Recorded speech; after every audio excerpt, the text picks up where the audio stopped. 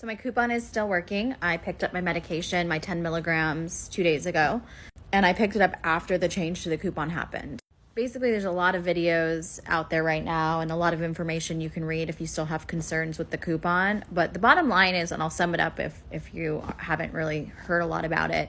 Bottom line is, if you have an existing coupon, as of right now, it should work. There has been no material change to the actual coupon itself other than the attestation that you have to give before you download the coupon. And what I mean by that is that there's nothing on the coupon. There's nothing that has actually changed on the actual physical coupon itself. It is technically not assigned, so meaning it's anonymous. However, once the pharmacist used the coupon, it's attached to your account. They know that that's your unique identifier for it. But when you download the coupon itself, doesn't have your name on it, if that makes sense. Now, I'm not saying anyone should be dishonest to get the coupon. That's absolutely not what I'm saying. I'm just specifically talking to people who are already on this medication and are concerned.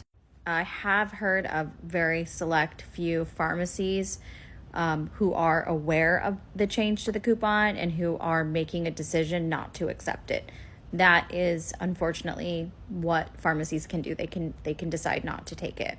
And if that happens, I would recommend that you just change pharmacies because the actual coupon itself should continue working. Also, in terms of the prior authorization, Eli Lilly, Mounjaro actually released new guidance for pharmacists that specifically says on there that a PA, a prior authorization, is not required for them to be able to use the coupon.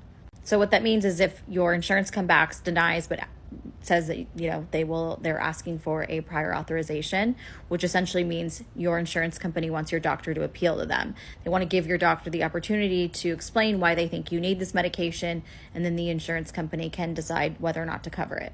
But according to the manufacturer of the coupon, it actually says very clearly a PA is not required for you to use this. So if your insurance comes back and denies and says we need a PA, your pharmacist can then still process the denial with the coupon. There is a code for that. So if they're still getting tripped up on it, if you go through the prior authorization, it's not a big deal because the prior authorization, either your insurance company is going to come back and say no, or they're going to say yes. Either way, you can still use the coupon. It just kind of slows the process. So you can try to let your pharmacist know, share with them that you don't need the PA to use the coupon, but ultimately it's not the end of the world if you have to do it.